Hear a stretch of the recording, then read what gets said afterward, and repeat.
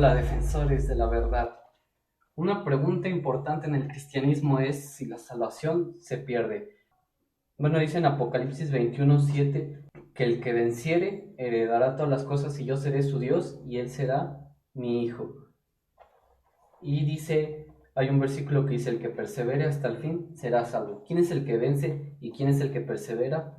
Primera de Juan 5, 4 y 5 dice, porque todo lo que es nacido de Dios vence al mundo, y esta es la victoria que ha vencido al mundo, nuestra fe. ¿Quién es el que vence al mundo? Sino el que cree que Yeshua es el Hijo de Dios. Ahora, ¿qué pasa con ejemplos como el de Judas? Yeshua dice que todos los que el Padre le dio, él no perdió a ninguno, y que solamente uno se perdió, el hijo de perdición. ¿Qué quiere decir esto? Que Judas era salvo y después perdió su salvación. No, porque dice Juan 3:16, porque de tal manera amó Dios al mundo, para que todo aquel que en él cree no se pierda, mas tenga vida eterna. ¿Qué quiere decir esto? Que Judas realmente no tenía su fe puesta en Yeshua. ¿Judas era salvo y perdió su salvación? No, simplemente nunca fue salvo. Hay muchos ejemplos en la Biblia sobre gente que se extravía, que se pierde de la verdad, que se sale del camino. ¿Qué significa esto? Bueno, hay un versículo que dice, y se los dejo ahí en la pantalla,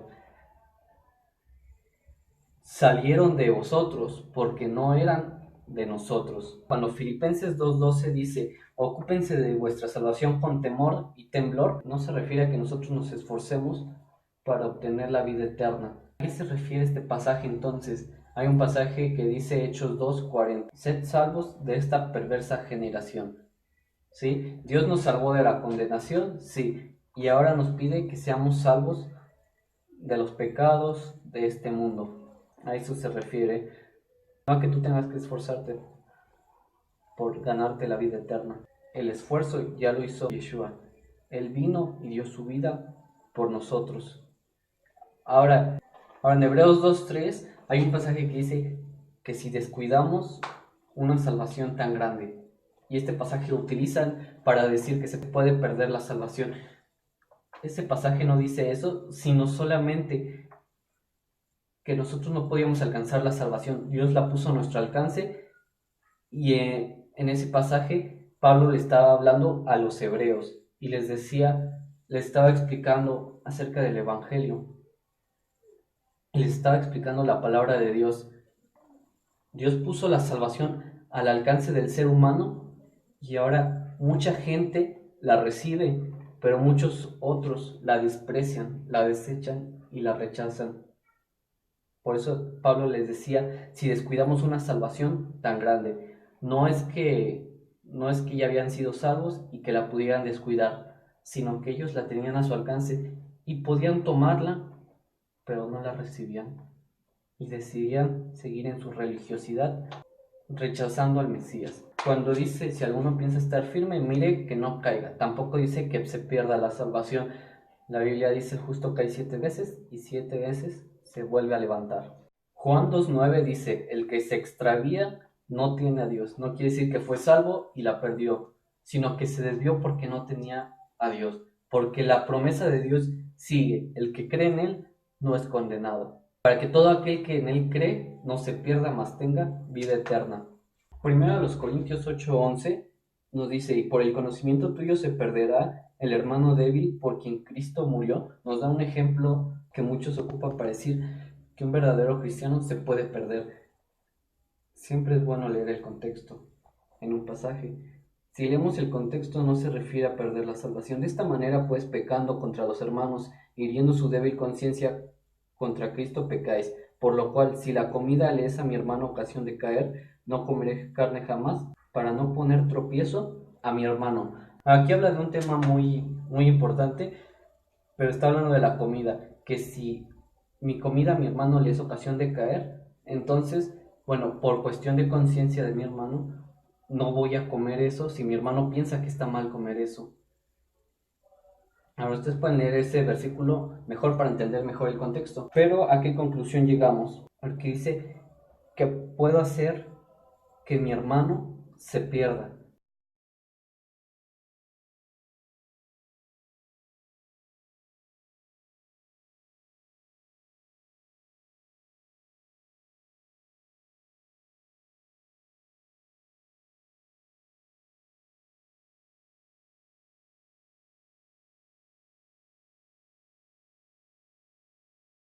Primera a los Corintios 15:2 dice: por lo cual asimismo, si retenéis la palabra que os he predicado, sois salvos, si no creísteis en vano. Es otro ejemplo que utilizan para decir que se puede perder la salvación. Aquí dice: si no creísteis en vano. ¿Qué quiere decir? Que lo que creía esa persona fue en vano. ¿Ok? No, aquí no dice que esa persona tenía su fe puesta en Jesús. Tal vez él creía otras cosas. Esa persona creía otras cosas y por eso dice: si no creísteis en vano. Hebreos 6: porque es imposible que los que una vez fueron iluminados y gustaron del don celestial y fueron hechos partícipes del Espíritu Santo, y asimismo gustaron de la buena palabra de Dios y los poderes del siglo venidero y recayeron, sean otra vez renovados para arrepentimiento, crucificando de nuevo para sí mismos al Hijo de Dios, exponiéndole a vituperio. Cristo fue ofrecido una sola vez y para siempre. ¿Okay? Aquí está hablando que si se perdiera la salvación, ya no se podría recuperar. ¿Okay? Pero aquí no está hablando de un verdadero creyente. Muchos dicen: pues es que dice, los que una vez fueron iluminados. ¿Ok? La Biblia dice: la luz vino a este mundo y ellos amaron más las tinieblas. Ellos recibieron la luz, pero decidieron estar en tinieblas. Y dice: fueron hechos partícipes del Espíritu Santo. Bueno, entonces recibieron el Espíritu Santo y perdieron la salvación. No es lo que está diciendo. Fueron partícipes de lo que hacía el Espíritu Santo. Fueron partícipes porque estuvieron incluso dentro de una iglesia, de una congregación, y es lo que Yeshua explica, que crece el trigo juntamente con la cizaña, y es difícil distinguir el uno del otro, y crecen juntamente y serán arrancados el día de la siega, cuando Dios separe el trigo de la cizaña, las ovejas de los cabritos. ¿Sí? Crecen juntamente con nosotros, pero nosotros no sabemos al 100% en nuestra iglesia quién es salvo y quién no lo es, y ni nos corresponde a nosotros juzgarle. ¿Ok? Solamente Dios y esa persona saben si es salvo. En segunda de Juan, en el versículo 8, habla sobre no perder nuestro fruto. ¿Ok? No podemos perder la salvación, pero nuestros frutos, nuestras recompensas o castigos dependen de lo que nosotros hagamos. El que cree en el Hijo ya no es condenado. Ya no somos condenados, porque ahora dice Dios que cuidemos nuestros frutos. La salvación depende de Él, pero nuestras recompensas o nuestros castigos dependen de lo que nosotros hagamos. Nuestro fruto depende de lo que nosotros hagamos. Y dice: el árbol que no da buen fruto será cortado y echado al fuego. Aquí habla de alguien que fue salvo. ¿No dio buen fruto y fue cortado? No. Simplemente que el que es de Dios va a dar buen fruto. Por sus frutos los conocerás. Dice que todos compareceremos al tribunal de Cristo.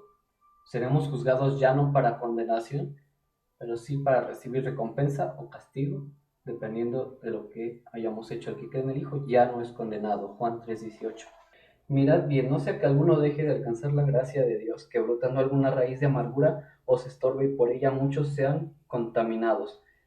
Que alguno deje de alcanzar la gracia, pone la salvación por gracia frente a nosotros, pero dice: mirad que no desechéis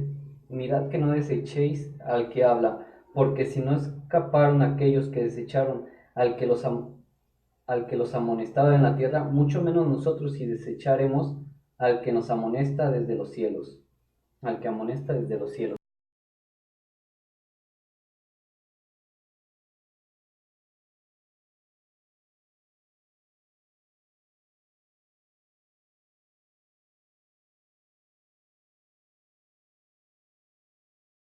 A ver quien diga que ya es salvo y tal vez no lo es. El que dice yo le conozco y no guarda sus mandamientos, el tal es mentiroso y la verdad no está en él. Y Pedro dice: porque mejor les hubiera sido no haber conocido el camino de la justicia, que después de haberlo conocido, volverse atrás del santo mandamiento que les fue dado. Pablo también dice Pablo también nos da ejemplos de personas que retroceden, parecen entrar al camino y salen. Pero dice Pablo, pero nosotros no somos de los que retroceden. Los que salen es porque salieron de nosotros, porque no eran de nosotros. Y la Biblia enseña que el que tiene a Dios permanece para siempre. Una vergüenza del Evangelio porque es poder de Dios para salvación. Cuando Yeshua resucitó, resucitó para nuestra justificación, para que Dios sea el que nos justifica, porque Yeshua ya pagó nuestros pecados y ahora nos manda ir y predicar en todo el mundo, y el que escuche el Evangelio y crea el Evangelio arrepentido por sus pecados, Dios le da la salvación. Pero el escuchar el Evangelio no es suficiente. En Hebreos 4, temamos pues, no sea que permaneciendo aún la promesa de entrar en su reposo, alguno de vosotros parezca no haberlo alcanzado. En la iglesia hay gente que realmente tiene fe en Yeshua y hay gente que no. Hay gente que dicen ser cristianos pero no lo son, y gente que verdaderamente lo son. Y a todos se les predica la palabra, se les predica el Evangelio.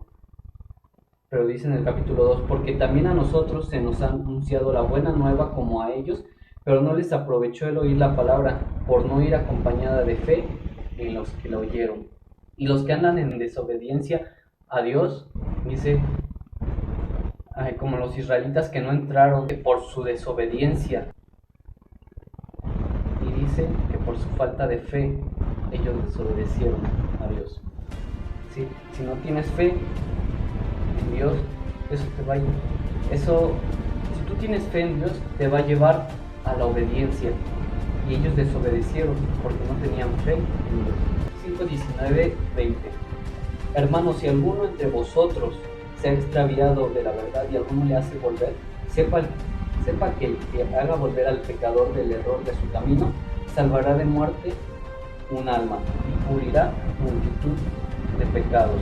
No está hablando de un cristiano, de alguien que fue salvo y se extravía. No. Entonces, ¿por qué dice si alguno entre vosotros? ¿Ok? Primera de Pedro 2:1 dice que hay falsos maestros entre nosotros. Segunda de Juan, versículo 9, dice, el que se extravía no tiene a Dios.